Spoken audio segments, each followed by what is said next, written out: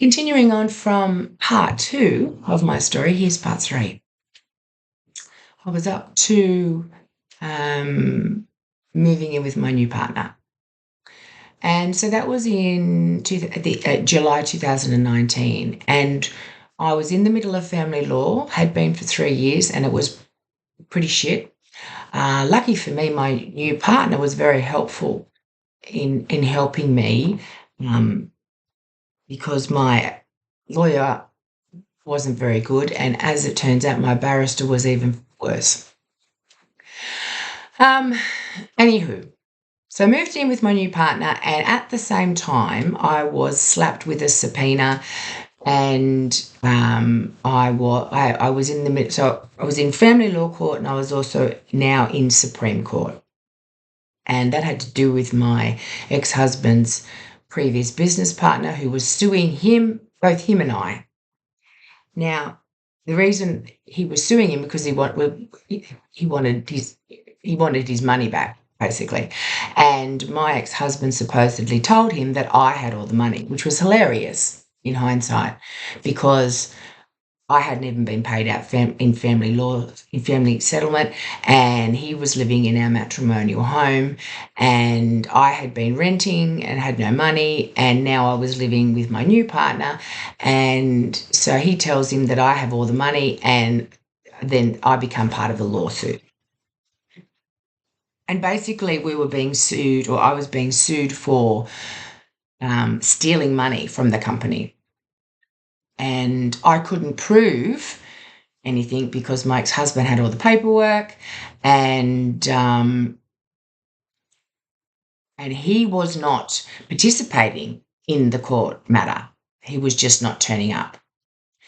And interestingly enough, nothing happened to him for a while, for a long while, 4 years in actual fact. So what was happening to me was I was starting to get this vision of what court system was all about, the justice system. I called it, and how unfair and unjust I believed it was. And so because I then had that belief based on my experiences, and they were true, it was unfair. It wasn't fair. It was unjust. It was a shitstorm. It was a terrible time. But that belief, that limiting belief that I had, or even if you don't want to call it a limiting belief, that belief I held then dictated my future. It then dictated the energy I was vibrating at, then dictated what I manifested next. Because I believed that my ex-husband was an asshole, because I believed the system was fucked, I got more of that.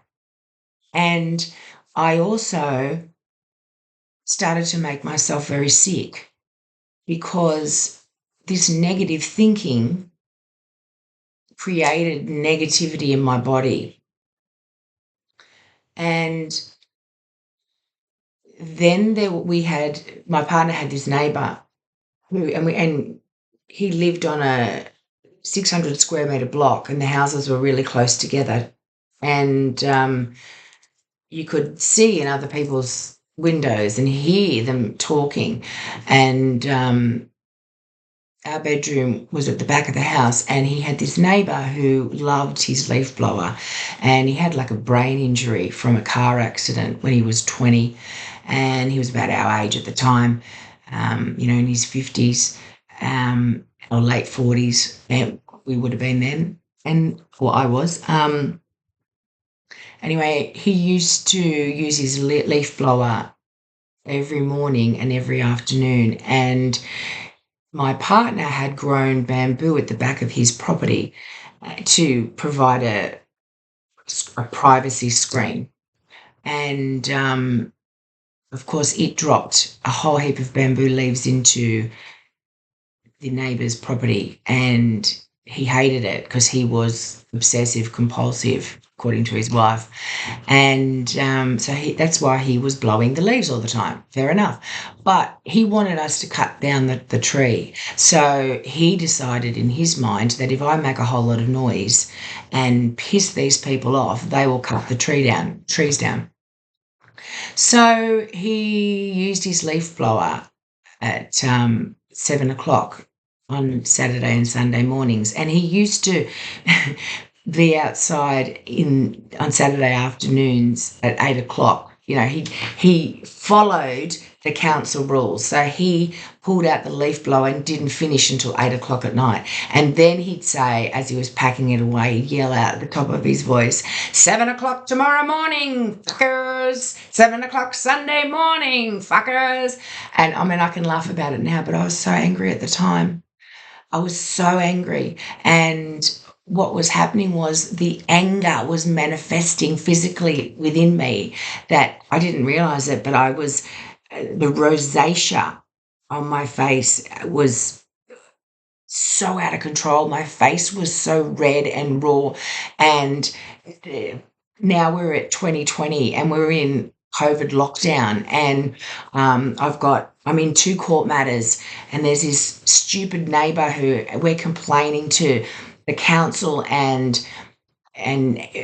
because of that, he knows about it and he's more pissed off and he's retaliating, and we keep retaliating by sending videos to council because we had to prove it, and photo evidence, and then the council is taking action and the neighbours reacting because he's pissed off with us and he's making more noise, and it's chaotic.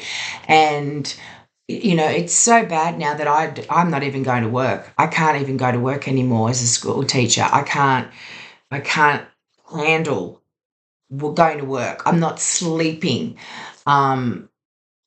at night, and because I'm so angry, and I'm living in this open plan house and I hate it. Beautiful home, but I hate it because my new partner works from home and the kids are home. He's got 2 kids and I've got 1, and they're teenagers and they're not coping with this new family, and they're all home because it's COVID lockdown and no one's going to school. And oh my gosh, I was just sinking so badly. And so I reached out for help in whatever way I could at the time, and I actually started doing this life coaching course. And it wasn't really to help anybody else, it was to help me. And thankfully it did. So at the end of 2021, I was paid out family settlement, and then we got through the COVID lockdown, and then actually during COVID lockdown, my partner and I, we started to look for somewhere else to live because we wanted to get away from this nightmare of a neighbour. And so anyway, we eventually found a place to live, and we moved in 2023 in May, and we thought our lives are going to be wonderful. I was still in the middle of the Supreme Court matter, but we thought we could move away from this neighbour and our life's going to be wonderful. And mind you, things were still not good between my family and I. His girls hated my guts, and I pretty much felt the same way about them. And my relationship with him was not great because we didn't agree on a lot of things that went on in the household. And I was very much in my masculine energy and trying to run the show in an authoritative way, as I know as a school teacher and as I've learnt as a mum. And he was also in his masculine energy because he was fighting against me and trying to protect his kids from me. And the interesting thing is, just remembering when we met, we were both very much balanced in our masculine and feminine energy at the time, and I think that's what brought us together. So I'm going to stop it there because I don't want this to get too long again. And if you're interested, you can listen to part 4.